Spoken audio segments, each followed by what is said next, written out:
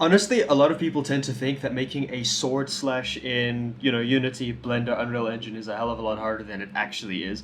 But the components that comprise this entire effect are actually quite simple and relatively simple to understand, and I'm going to attempt to make them as easy to understand as humanly possible.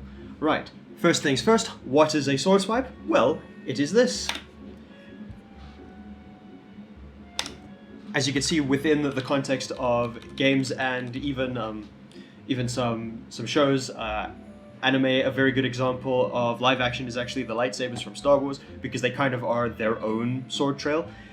It's basically a way of tracking the arc and creating something visually stunning. If you've played anything from League of Legends to even to Overwatch, I believe, whenever Genji swings his sword, I do believe there's a trail.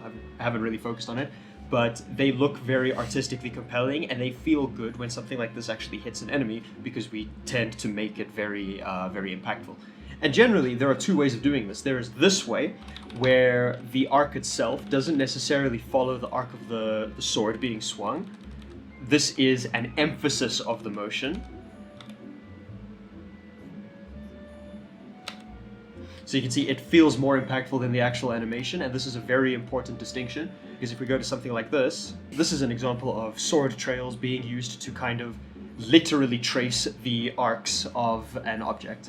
I actually recommend combining the two techniques, where you have these as a sort of secondary element, used to kind of fill the volume and fill the space of the sword's motion, and then you have a big art-directed swipe as kind of a one-trick pony, only relevant for that particular action. This workflow is more conducive to game design than for animation such as this, because you would, for an animation like this, need to make a new one for every single component, for every single sword swipe.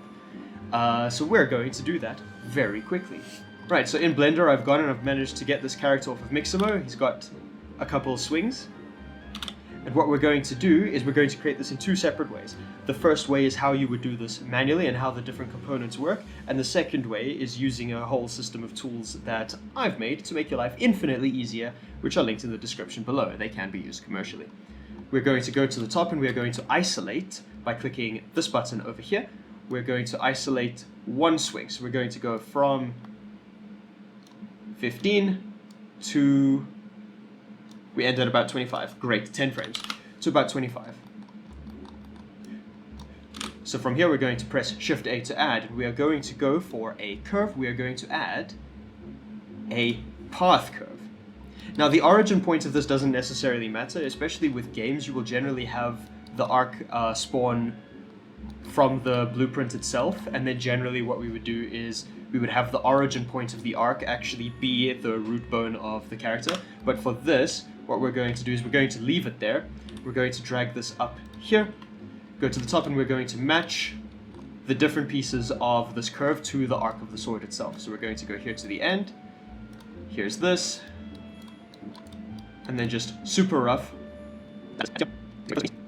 Now we're trying to keep the volume relatively similar, which means that we want this vertex, or the intersection between the sword and the swipe, to be about halfway through the sword itself.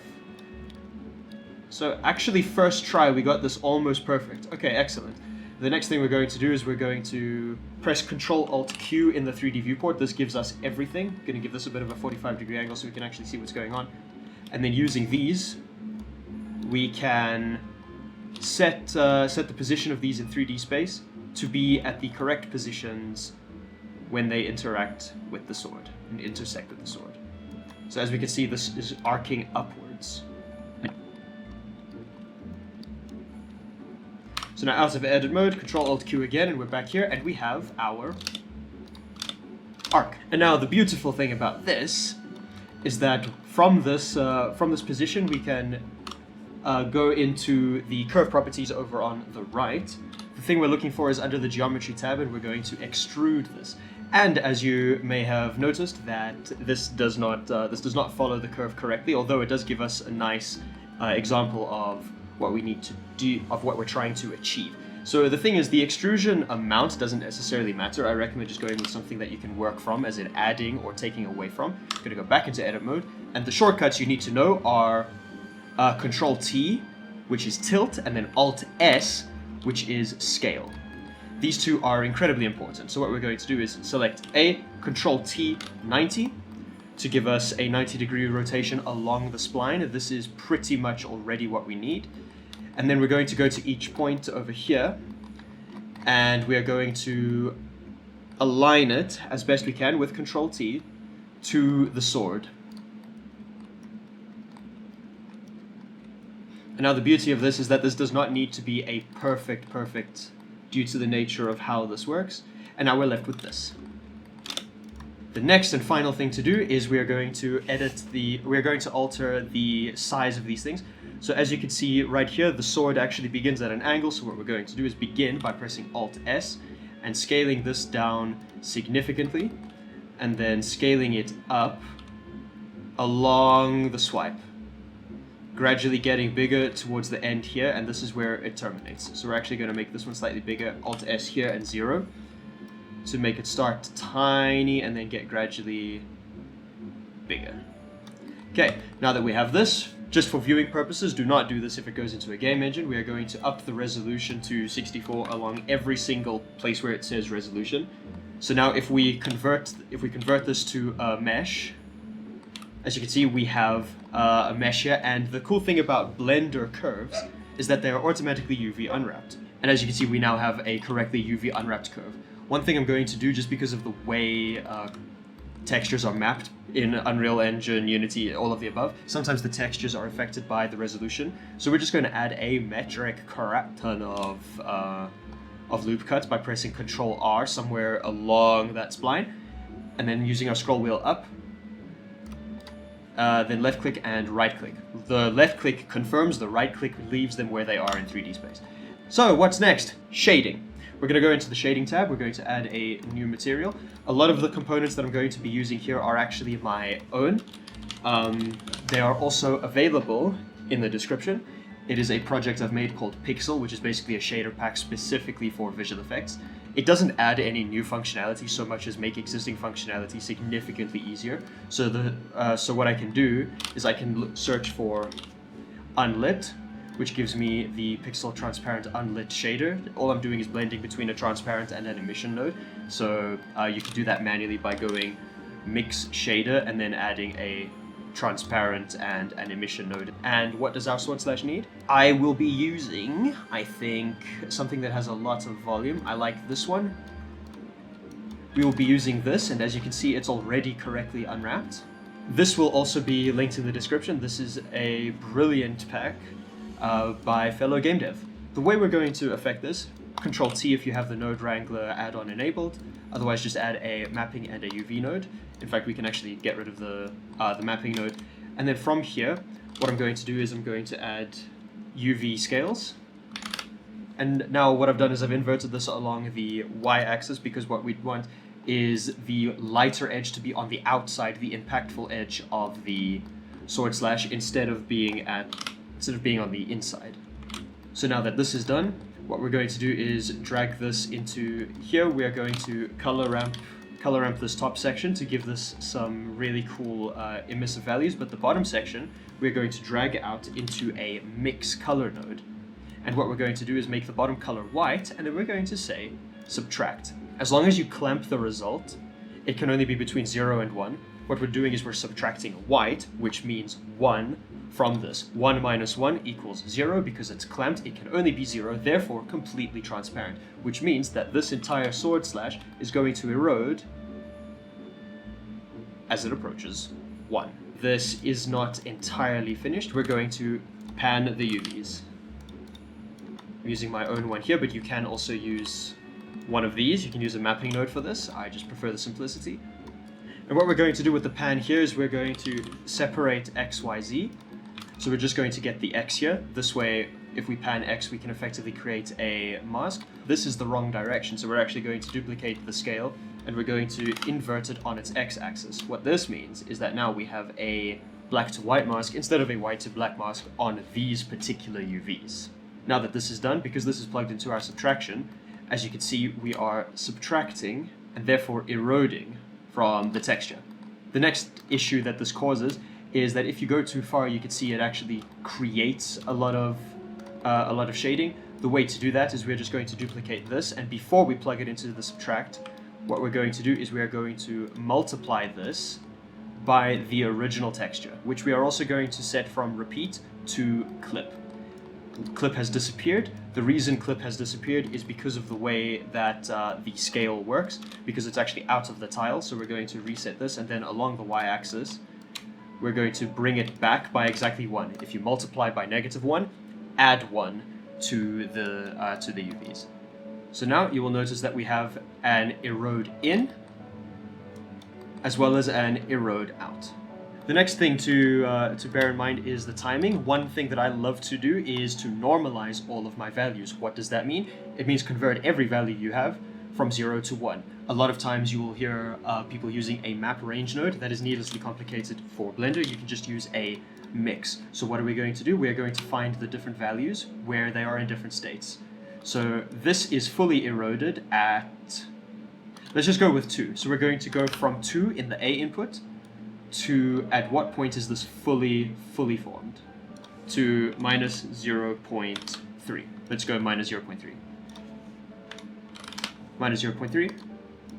Drag this into here. So now from 0 to 1, we have that entire state normalized from 0 to 1 value. We're going to do this again, and this time we're going to do this for the erosion over here. This is already normalized, so we can actually get rid of this. Now that this is done, we're just going to add some very cool colors. Remember to try keep your colors harmonious to some degree. We don't want the entire thing to be white. That is unrealistic. So what we're doing is we're keeping a very thin edge of it white, which is right towards the end, and then the rest of it we are going to gradiate away from that.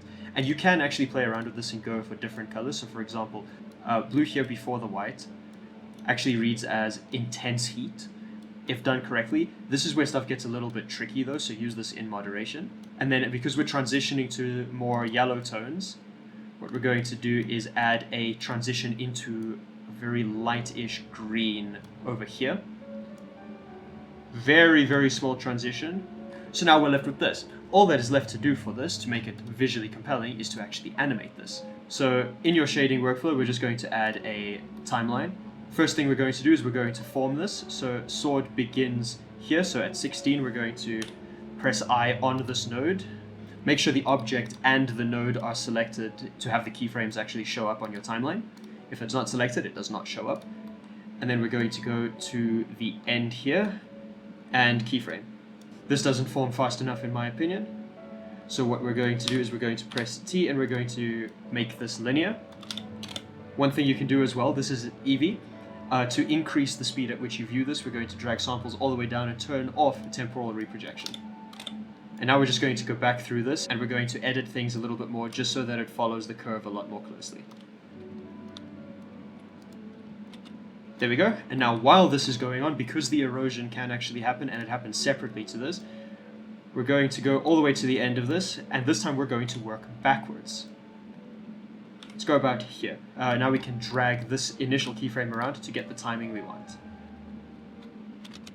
So now you have a sword slash. This lacks a ton of impact. It doesn't feel particularly powerful. The main reason for that is because this is purely minimum viable concept. There is very little motion whatsoever. It serves the purpose of tracing the path, and this works from every angle as well. But this is not the only way to do this. And this is where my project comes in. Alternatively, this is something that I've created. You can get it at the link in the description. We just drag and drop this into our scene. And now you can see that we have a sword slash that works pretty much instantly with a bunch of settings. What we're going to do is under UVs, we're going to disable the preview gizmo. Under animation, we want this to start on 15, and this is a length of about 10. So it's going to start at 15 and end at 10. The next thing we're going to do is go to the curve profile parameters, and we're going to drop proportional to 0 and 0 and set the radius to something a lot smaller. It starts over there on the left. So what we're going to do is go into curve parameters, and we're going to enable this thing that says edit curve. What we do now is we make this arc actually conform to the arc of the sword, pretty much the exact same way we did earlier. And this also applies to the front view. The next thing we're going to do is we're actually going to disable the impact for now, and we're also going to disable the animation just so we can see this, and then enable the check UVs option so we can actually see how this is working. From here, because this isn't the correct volume that we want, under curve profile parameters we're going to change the tilt uniform to something that follows the sword slash a lot more closely. We're going to give it a little bit of volume. In fact, we're going to increase the profile so that this swings around. Then under the radius proportional, we're going to make this smaller at this end and then wider just in general. So smaller here.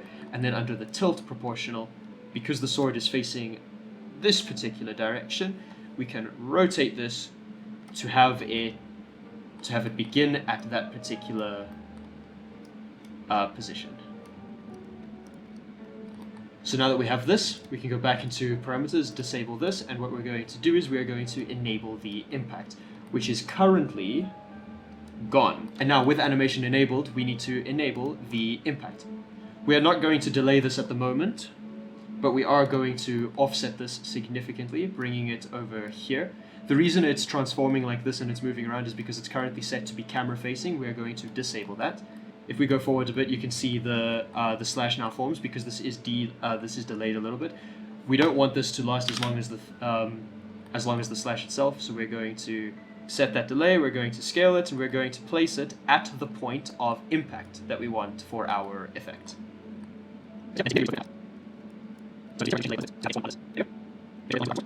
And now we just enable mesh culling over here,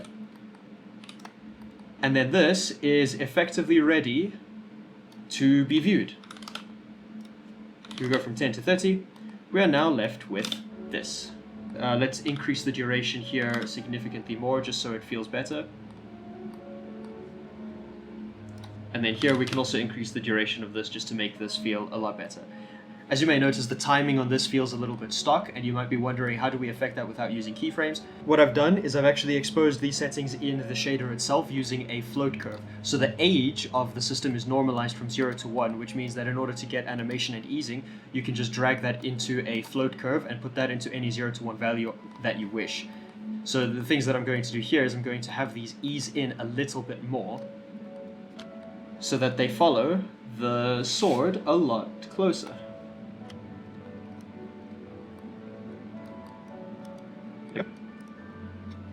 And now with very little editing, we have created this. If, for argument's sake, you wanted to export this to a game engine, we would go here under Export. We could check our wireframe just to see how dense this is. Because this is for demo purposes, it's really dense. In order to change this, we go back into curve parameters and then we can change the resolution as we see fit. This is more along the lines of something you'd see in a game. From that, we check wireframe, we check clear materials, and then we disable the impact, disable animation, and we press Ctrl A in the geometry nodes modifier, and now we have our mesh. And its origin, as you can see, is at the world origin point, which is usually what you want for games. You want everything to be normalized with transformations applied. There you go. I hope you enjoyed this video. I hope you find this and PIXL useful. If you want either of those things, they are available for commercial use at my Blender Market page, linked in the description below. If you want the textures I used earlier, those are also linked below at the art station. And this animation as well as character is free to use from Mixamo. If you go out and make anything with this, make sure to tag me on Twitter at SPRWTV. That's Sparrow. I'm allergic to vowels. I'll see you next time.